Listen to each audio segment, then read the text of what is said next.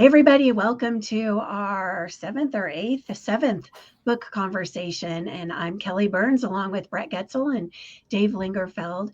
And we're excited to share Radical Candor with you today. So Bret, you want to do an update for everybody, an intro and an update? Sure. Bret Getzel. I do a lot of different things with international trading in the commodity space, mostly focused on protein.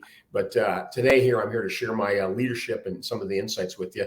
And I always have these interesting things happen that somehow lend value to these calls, which I find is just so interesting. So I've been pretty transparent, with everybody on the call about my spirituality. I truly believe in a higher power, and I truly believe that things happen for a reason. So don't want to offend anybody, but that's kind of my mindset.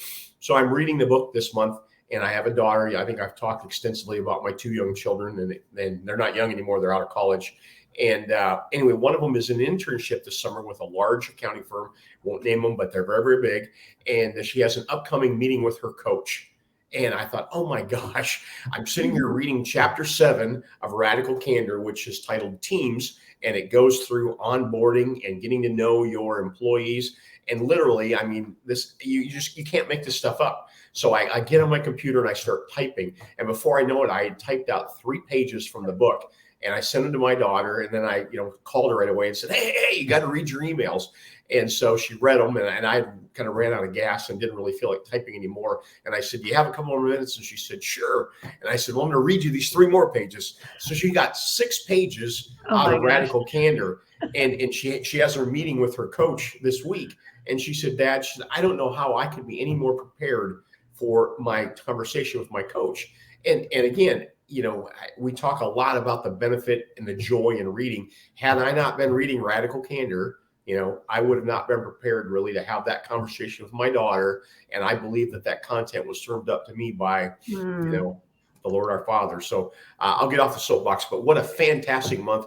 You guys can probably tell from my energy. This is one of my favorite books. And I hope by the time we're done with today's broadcast, everybody will share my enthusiasm. If you haven't read it, I hope you do get it, because it's definitely it's a winner, it's a keeper, it's a ringer, whatever term you like to use. So I'll turn it back over to you for a minute. But boy, this is going to be a good one, guys.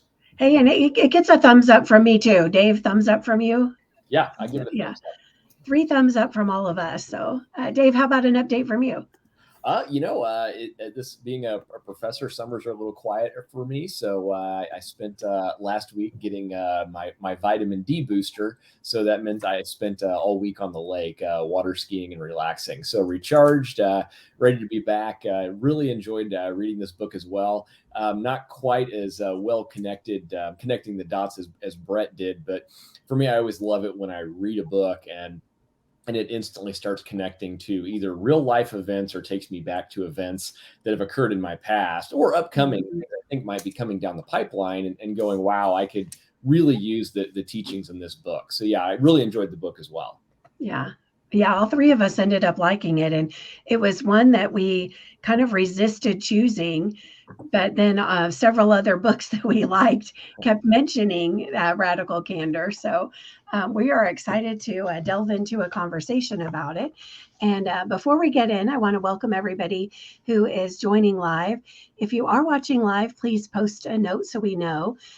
We can't reply through the tool that we use, but would love to know if anybody is on live. And we also welcome people who watch the recording, which there are lots of people who join us afterwards. So we're always excited to see you join after, and welcome the discussion to continue during the live video or the live conversation and after as well. About the author, Kim Scott, I didn't realize ahead of time she was friends with Sheryl Sandberg from now Facebook, but friends with her at Google. And she's the author of this book and several other books and 2 different companies related to programs around books that she's created. She also was the CEO coach for Dropbox, Qualtrics, and Twitter. She was the member of the faculty at Apple University. And then worked at Google, YouTube, and the DoubleClick team. AdSense team, YouTube, and DoubleClick at Google. She also managed a pediatric clinic in Kosovo, and she started a diamond cutting factory in Moscow. Like, how interesting could this person be? She lives with her family in Silicon Valley. She graduated from Princeton undergrad with a degree in Slavic literature and has an MBA from Harvard. Bret, did you have anything else about her background you wanted to share? You hit it, boy. I tell you what, that's the only other thing I had written. I mean, the company she's worked at, the people that she's networked with, I mean, it's literally a who's who of Silicon Valley. I mean, and part of what we talk about, is we're not all going to have the opportunity to have that kind of a pedigree. I mean, that is a once in a lifetime, a career kind of thing. So, you kind of have to take it for what it's worth. But I think there's still a ton of value in what she brings to the table here. So, but no, I was interesting. I was reading my notes on her background, and they almost mirrored yours word for word. Well done. Well, and I think it's kind of funny, when a lot of authors will say names change to protect confidentiality or, but she's worked with Larry Page and the founder of Google. Like she can't say, Steve Jones, the founder of a web search company, when everybody knows who she worked for. So exactly. It's kind of funny to see these names that we've read some of their books and follow them on the social networks ourselves. So it was pretty interesting. And man, story after story after story to support her new model. And if you want to go to, I'm going to put a banner up here. Go to voyagecg.com/leadership books. And there is a handout for you that has the basic model. It also has a link to the book's website and then also to where you can get the book online. And her website, the book's website, has a ton of different resources, free resources available for people. And so if you want to facilitate a conversation about it or just do more analysis about this whole model yourself, there's all kinds of tools there and things to print out and share with people. And even in the very back of the book, she has the model is on a page by itself, so you can literally cut it out of the book and make copies of it and post it all over the place. So you remember to use it. One interesting thing I liked about it was that four quadrants. But then did you guys have the tendency to start thinking of people that go in the quadrants or times that you were in each different one? And I definitely looked at myself when I was in them. I didn't really necessarily think of other people, but I could always recount my personal behavior and, what, I fit in that box for this one, or I fit in that box for that one. Yeah, and I like her reminder repeatedly to know it's not a personality profile. We are all in all four of those all day long. So take it with that intention and use it that way. So radical candor, Bret, you want to take a stab at just basic explaining what it means? Well, if you can I'm going to grab just a couple minutes of our conversation because I kept having this thought as I'm reading the book and just saying, hey, where do I learn this stuff? And then I started to step back and I even went and I got on Rocker's website and I started looking at the course content for undergrad and graduate school. And obviously, everybody on the call knows that we're all associated with Rockers in some form or fashion. And I looked at all the courses I took. My concentrations in finance and, Dave and Kelly have a little different. But if you look at the things that are in this book, you say, what class did I take that taught me how to conduct a meeting? What class did I take or could I have taken that taught me how to conduct an interview? What class could I have taken that taught me how to write a reprimand or a performance appraisal? And you kind of just go on and on and on. And you say to yourself, what, I got out of business school, and granted, she went to Harvard, but, Rocker's is a very highly regarded business school, one of the best. And you say to yourself, I didn't know all those things. And I'm always looking at this lens from as the dad, right? How do I coach up my young aspiring girls as they enter the workforce? And I said, what? That's the role that Kelly, Dave, and I play is we're kind of acting as quasi mentors here. Now, and we've talked a little bit about the topic of mentorship and how that's woven into some of the presentations we've done. But for our listeners, you're saying, hey, do I or do not have a mentor? Kim Scott was the CEO of a company and she had a mentor. And I think naturally we expect CEOs have all the answers. I can tell everybody on the call, they don't. Okay. They don't. And CEOs have mentors. Maybe it's a board member. Maybe it's a retired. They have coaches, right? Yes. Then maybe it's a retired CEO. Maybe it's a board member. But you know what? Even CEOs who've reached the top of the pinnacle, the top of the org chart, They have coaches. So we talked about, and I kind of tried to, let's just simplify it and say hard skills versus soft skills. Dave Kelly and I can't get into, deep financial analysis or how to do heart surgery or some of the more finite hard skills of certain careers. But what we're talking about largely are soft skills. And soft skills are the ones that often get overlooked. So my challenge, and then there's kind of a point to this, is, when we get into this topic of L&D, learning and development, is, Kelly, Dave, and I, and anybody on this panel, we're kind of serving as quasi mentors. We're providing you as our listeners with resources that, we're challenging you to consume content. But just know that because you've graduated from undergrad and you've graduated from graduate school, the learning never stops. And you have to ask yourself, what are the skills? What are the things you need? And Kim Scott articulates that many times, where she's talking to a coworker, a direct report, a subordinate, a peer, and she frames the entire conversation around what are your goals and what are the skills you need and how can I help? And I mean, that's exactly what we're doing on these calls, on these conversations, is providing you with resources and skills that, unless you're in some unique vocation, you need these skills. So anything to add on that? Yeah, I think the university teaches, there's communication courses. I know every MBA student has to take at least one. But there's how to think, not what to think, but how to think is still kind of what I'm aiming for as an adjunct professor. And then, but this is very practical and what to do. So it's the next level of, you have this mindset of wanting to be a great manager or a great leader, and you have all these tools at your disposal, and this is another tool. So it's more practical. She goes into great detail about you can have all the tools, but you have to have the relationships. And relationships by definition are a soft skill. I mean, we can teach you organizational behavior. We can teach you some of those things in grad school, but there's that soft skills. And I think it's natural for that hard charger, that overachiever, to say, you know what, soft skills are for somebody else. That's mamby-pamby stuff. No, that's wishy-washy. I don't need that. And I'm going to tell you, that's caca, guys. You need it. You got to have it. You will not be successful, at least ultimately successful, and reach the highest levels of your professional career without personal skills and developing good relationships and good teams. Jump in, Dave. Yeah, I think you guys are nailing. I'm smiling with everything you said, because being a full-time professor at Rockhurst, one thing I get the opportunity to do is we have an advisory board that we bring in at least every semester. We can reach out to them periodically as necessary, but we have a lot of these conversations where these industry experts, C-level people, mid-managers, everywhere in between come in, and we commonly get the question, are you teaching X? And if we write all that down and we get a compiled list of are you teaching X, suddenly a bachelor's degree would take 13 years. Right. So, one thing I kind of lean on is, do I agree with you? Is it important? Yes. The follow-up to that is, are they ready for it? And I think we could all agree there's some of these skills that I really can't work to hone until I've been out there in the workforce and been beat up a little bit.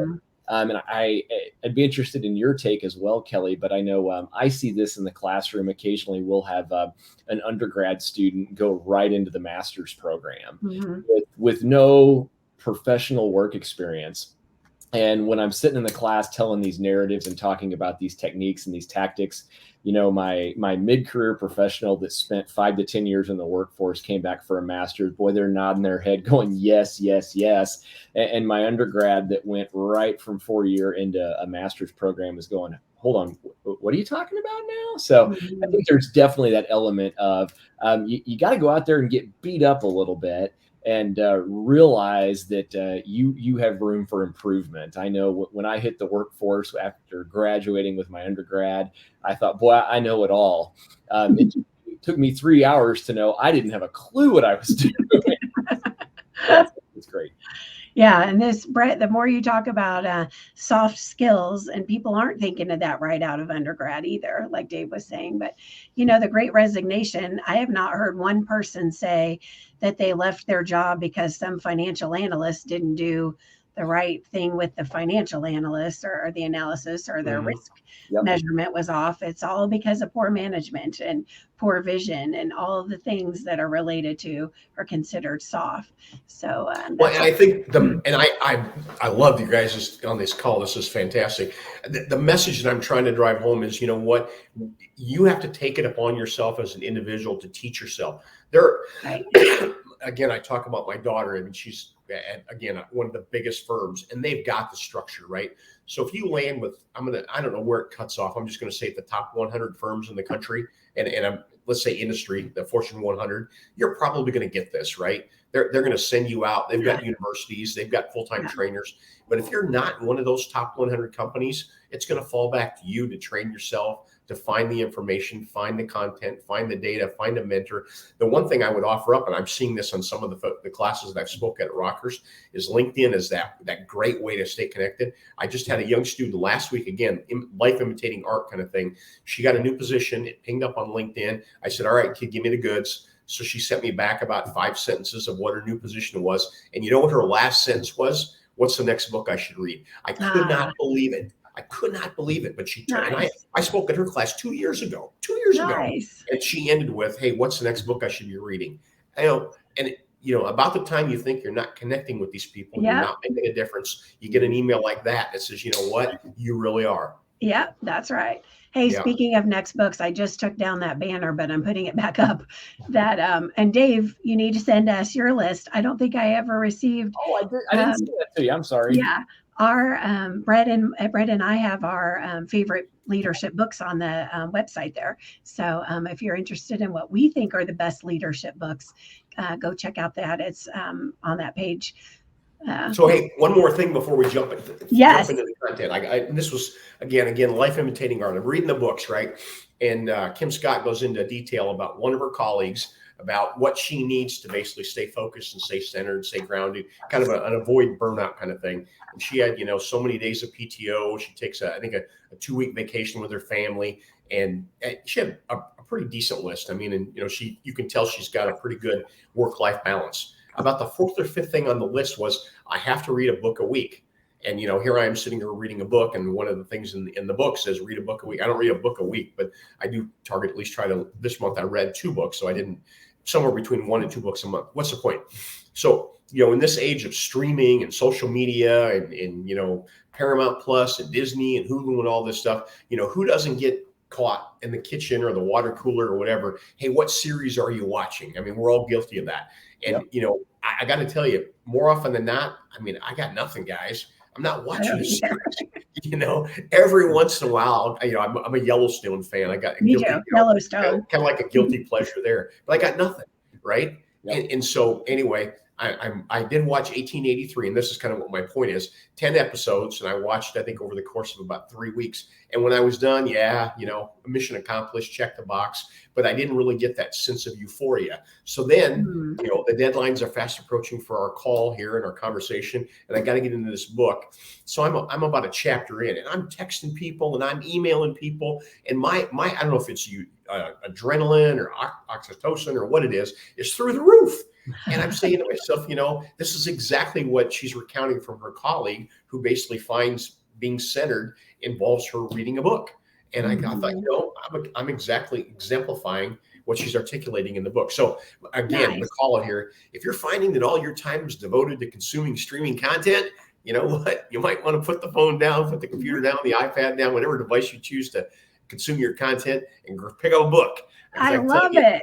In my case, it made a big difference in terms of how I looked at the world. And obviously attitude and perspective is a big part. They're all intertwined there. So just one of my other call outs here before we get into the actual book itself. I love it. That might be the quote of the day. Stop the streaming and pick up the book.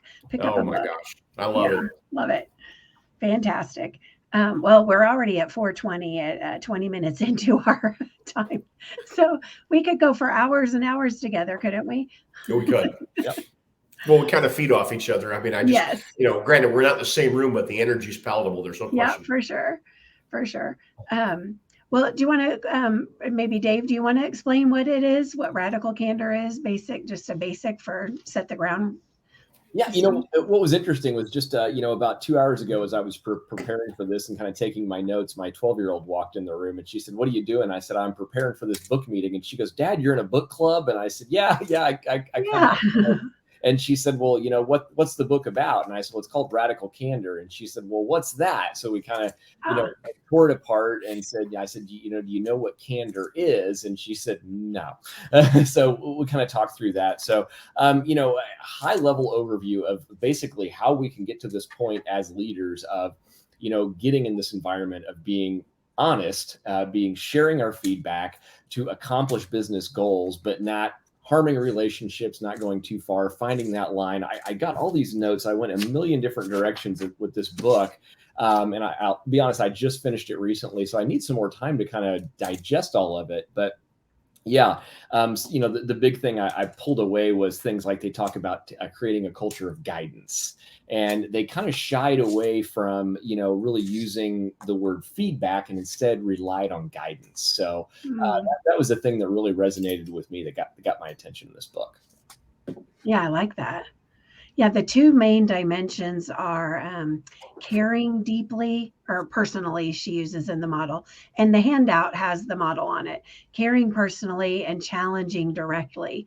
And she shares an example of where her boss early on in a company was emailing other people about her instead of coming to her directly.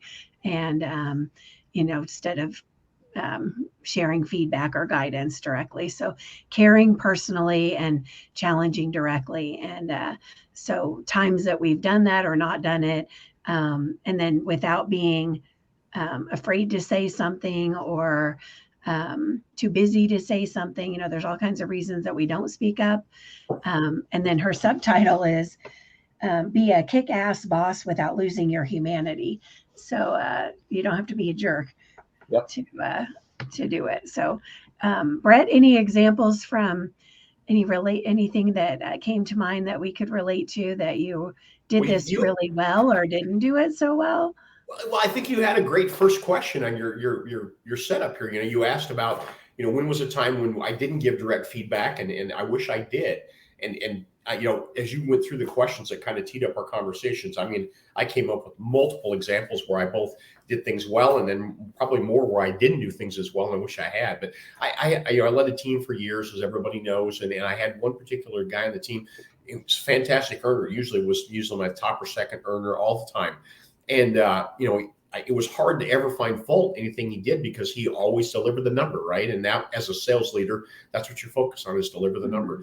But he had holes and flaws, I think, that were going to hold him back in terms of taking the next step, and he did want to. And I really didn't do him any favors by kind of glossing over that or brushing it over. And as I read the book, kind of flashed at me, hey, that's ruinous empathy, right? I'm avoiding the 800-pound gorilla, the elephant in the room, by not calling this out. And Kim Scott talks about her engaged with Sheryl Sandberg, where Kim Scott's obviously, I think she was leading a team of 700, which is, to me, is almost like a CEO level thing. But she was just leading AdSense, I believe is what she was leading. And Sheryl Sandberg, gives her a smile, but she knew there was something that Sheryl wanted to critique her on. And the only thing that she could find was she said too much. Now, it's hard for me to think of somebody leading a team of 700 who still has a verbal tick in their delivery, but for whatever reason, Sheryl Sandberg called that out. But what's more importantly is how she addressed it, in that she addressed the behavior. She didn't address Kim Scott personally, but then she followed up with, hey, I can get you a coach for that, and I'm more than happy to do that and pay for it. And she had a budget for it. So she avoided criticizing the person. She addressed the behavior, and then came alongside and offered resources and support to be able to correct that shortcoming. So, again, had I thought about things and been Sheryl Sandberg, be Sheryl Sandberg for a day, I would have handled those things a little bit differently, and probably wish I had of. Yeah. Go ahead, Dave. I was going to say, I caught that passage too. And then at the tail of that, she even called out, she didn't give me the compliment sandwich, right? Where you talk about something I did really well, I like that you're dressed nice. The middle is what you did wrong. Your delivery sucked. Yeah. And the back end is, I really like your shoes. And, for years, people have done it that way. And there's even an adult cartoon about it. And, they specifically called that out, which I thought was, really good. I really enjoyed that part of the book as well. Yeah, that's so cliche to do it that way. The other thing in that delivery, though, was that she talked about the outcome of that verbal tick, the outcome of that, not how did it happen or why did you do that. It was, if that continues, you lose your credibility. Right. And it was focused on her credibility going forward. And that's pretty candid. That's, and then in that conversation, she's telling Kim, and she did all these other great things. And it sounded like in the feedback, Kim said, that doesn't matter, and kind of did her hand. Yeah. And then Cheryl even said, when you wave your hand like that, it makes me feel like you're dismissing what I'm saying to you. So she gave her radical feedback, or radical candor right then too, right on the spot. So, and I'm sure they have probably a pretty close personal relationship. Yeah. But, let's not dismiss Sheryl Sandberg out of hand. My goodness. I mean, that's like Jeff Bezos or, Steve Jobs or Tim Cook. I mean, Sheryl Sandberg is certainly no lightweight, folks. Right. Yeah. And in fact, in closing, I even wrote down in the notes, she specifically said, saying too much makes you sound stupid. So, little harsh, but after, and to your point, Kelly, after she had waved it off several times, then finally she's like, it makes you sound stupid. Yeah. She said, I need to say this in a way that you'll understand it. Yeah. So what do you think is the difference between radical candor and brutal honesty, or being an a-hole? Yeah, my notes here, I wrote the difference in feedback is whether it's directed at the action or the behavior. The brutal honesty to me, just almost seems like it's directed at the person. It, brutal just seems kind of harsh. But and feedback, as we've talked about, we kind of unpackaged that here before, is saying, hey, what is the behavior? Whether it's negative or positive, you can have positive feedback. I mean, we certainly don't want to give you the impression that feedback always has to be negative, because that's certainly not the case. But I think it's just the degree of which it either focuses on the behavior or it focuses on the person. Yeah, I would agree. And then also in the impact of the behavior, the effect of it. And then Dave, I think you brought up in your description of it, the importance of building trust with people so that you can care. You genuinely would care because you trust them so much. So the care, and then you're more comfortable challenging. So what are some ways that you both have built trust within business relationships that you have? Sure. I think, for me, the first, kind of splash I got into the leadership pond, unfortunately, was removal of the guy that was leading the team, and I got pulled in. Guess what? We fired him. You're in charge, which Congratulations. is turbulent to say the least, right? Yeah. So, I've got a team that's going well. Am I next? What's going on? And I'll be the first to admit I didn't do a lot of things right, but one thing I did do to help build that trust right away it was a small team. I think it was a team of 6. I took each person out to lunch individually. Went out to lunch with them and took a notepad, and I said, this time is for you. There's nothing sacred. You can talk about anything you want. Talk about what scares you. Talk about what you're excited about. Let's talk about your career. And many people weren't real receptive to that. And finally, one told me, she said, I've worked for this company for 12 years, and this is the first time one of my leaders has ever taken me out to lunch and asked these sort of things. And I was like, wow. So there was that fear, right, that if she was honest with me that, it might be what I don't want to hear. And I said, I can assure you, you're going to tell me things I don't want to hear. But I can't learn and grow from that. I can't learn and grow this team. I can't help develop you as an individual unless I get that feedback. And it took about 6 months of taking each person out every single month before we really got to that point. And by the 6th month, the toughest candidate, I got him out to lunch, and before menus had even hit the table, he said, I want to tell you about what's pissing me off right now. That's fantastic. So it takes some time. You got to stick with it. But yeah, for me, that was a valuable lesson to always think about, it's not just your actions, it's what were the actions of the people before you and the culture of the organization. Mm-hmm. Bret, you want to chime in on that? Yeah, I had a couple bullets here. The first is to be trustworthy, right? Maintain confidentiality. I mean, who hasn't shared or divulged something that they thought they were sharing in confidence with a leader, because they are a leader, right? Trust is implied. and come to find out that, you know what, everybody in the building knows about what their conversation was entailed. So, you know, in order to develop trust, you have to be trustworthy. I think the second is to really say what you do, say what you're going to do, and then follow through. We've all had those experiences where, you know, we've been promised things or been told things or whatever the case may be. And you know what, once the meeting's over, it's as if those things are forgotten. So, you know, we've talked about it literally every month. Trust is just, it's a common theme that's woven throughout every book that we've read. And, you know, it's a foundational bedrock characteristic trait. And without trust, you really don't have much. So again, as a boss, if you make commitments, you know, follow through on them. Don't say things lightly.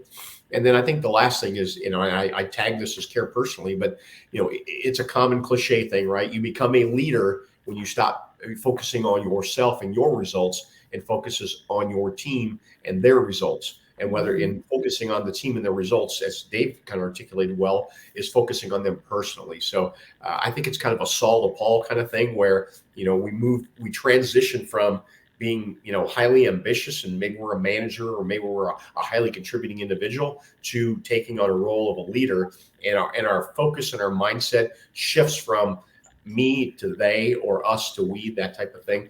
And again, those are the three things that I had that kind of focused around building trust. Fantastic.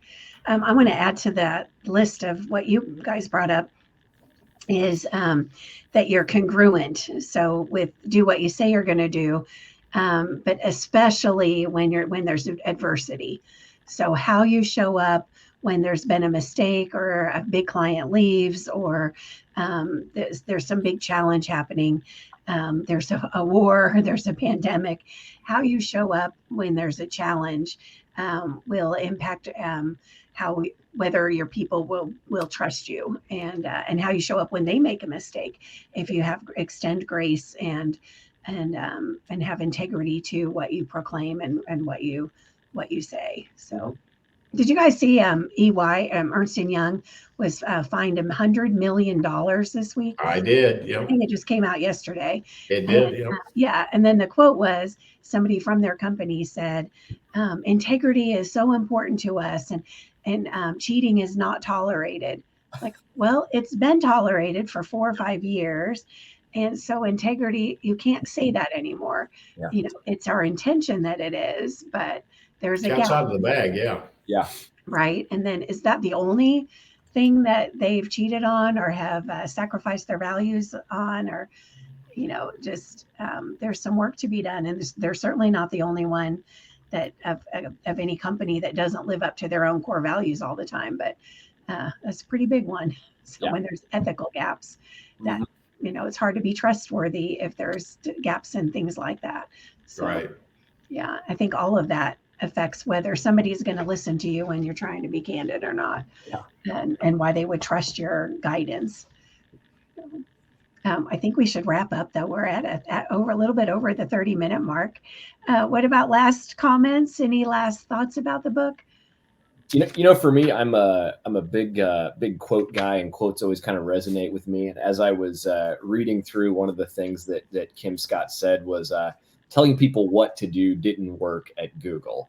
And as I'm thinking through that, it's like, you know, being a tech guy, I know several people that have been fortunate enough to get on with Google. And I would, you know, definitely classify these individuals in, you know, the smartest 2-3% of people I've ever met. You know, just Google's not as successful as they are by accident. They hire smart people and they know what to do. But when I read her words in the book, it immediately resonated with me to another tech genius, a guy named Steve Jobs that you might know. And, you know, he said it doesn't make sense to hire smart people and tell them what to do. We hire smart people so they can tell us what to do. And it's one of Steve Jobs' cornerstone quotes. And, you know, it just, for me, I made that connection real quickly. It's like, you know, we are hiring smart people. So let's give them the benefit of knowing why we hired them. Our job is to help them grow, to help guide them. But ultimately, we hired them for their intellect. Let's let it shine. Awesome. Love it. Bret? Just a couple quick bullets. And you know, Kim Scott talks like a sailor. She really does. I mean, the language she uses is it's engaging, I guess is the best way to put it. So the first third of the book is focused on what she calls the GSD cycle, which is the get stuff done cycle. And every time I saw GSD in the book, I substituted a different word for stuff. And I was worried I was going to have our 30-minute conversation and I would say it on the call, but I found that kind of interesting. So my favorite part of the book obviously was chapter 7, which was teams. I'm a very team focused person and love that part, and planning to go back and read chapter 7 here shortly. So I had something happen this month and I just want to share it with everybody. We have a summer house down at Lake of the Ozarks, and we hosted a family friend down there. His name's Ron Miller, and pretty successful guy in his own right, had a business and has since retired and all that. But he's got, obviously a little more time on his hands, and he canoed the Mississippi River from its origin in Lake Itasca, it's northwest Minnesota, all the way to New Orleans to the Gulf of Mexico. Wow. He did it in a kayak with his dog. Okay. What? And, yeah. So recently? He was at it. Like recently? Yeah, last year. And so he's a man in his early 60s and in relatively good health, but him and his dog, packed up provisions, and they went into town. They didn't do it all in one endeavor, but several days, several weeks. But my point in that is, we can argue and debate whether he's a remarkable guy. I mean, there's probably not going to be a lot written about him, when his days are done. But the fact that we spent the weekend together, our families, that was the cornerstone of what we talked about. And as I reflected on that, my message to our listeners just today is say, you know what? It didn't cost him a ton of money, but it's something that he'll remember for the rest of his life. It's something that obviously he'll be known for, but it's a remarkable event. And, I've got a bucket list goal of doing the bike across Kansas, which just completed in the month of June as well. So I'm encouraging everybody to think outside the box. And, 12 months goes by, whether you do something remarkable or not. So take the time and do something remarkable. So I don't know if you guys have ever seen the bucket list, which has got Jack Nicholson and Morgan Freeman in, but Edward Cole is the character. Jack Nicholson plays, and he's dying, and he's got a bucket list, and he's got a ton of money, so he can do whatever he wants. And the quote I picked up, Dave likes quotes just like I do. His bucket list quote says, 45 years goes by pretty fast, like smoke through a keyhole. So, don't let 45 years go by for our listeners on here without taking the time to do something remarkable. So, on behalf of me anyway, until next month, keep reading, never stop making the one investment you'll never regret, and that's investing in yourself. Yeah. I love that. Love it. We had to write a list like that when I was in 6th grade. We had to write 100 things you'd want to do in your life. And ever since then, or since high school, I take a week between Christmas and New Year's, and I look at my list, and then I update it, and it becomes part of what I'm going to do the next year. And I have example after example of when things just happened because they were on the list, like people that I'd want to meet and different things that happened because it was on the list. So yeah, even I think just shooting for something, aiming for something makes a lot of opportunities happen. So I'm completely agree. Yeah, big fan. My quote from the book was early on in the book, radical candor gets measured not at the speaker's mouth, but at the listener's ear.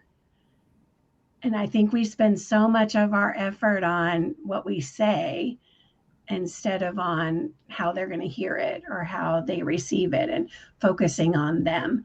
So I think focusing on, as a leader, focus on the others is a good way to serve, good way to be a leader. So great way to wrap up, Kelly. I'm completely on board with that one. Yep. Thank you so much. Thank you both. And we didn't pick our book for next week, but I'm going to, for next month, but I'm going to push for Trust and Inspire. So I'll post about it to everybody and let you know how my pushing goes. It's a new one from Stephen Covey. I think we did talk about it, but I don't know if we officially picked it. Anyway, our next book discussion will be July 25th at 4:00 East or Central Time. So we look forward to seeing you all then. Thank you for joining us, everyone. And thank you, Bret and James. Goodbye. Bye.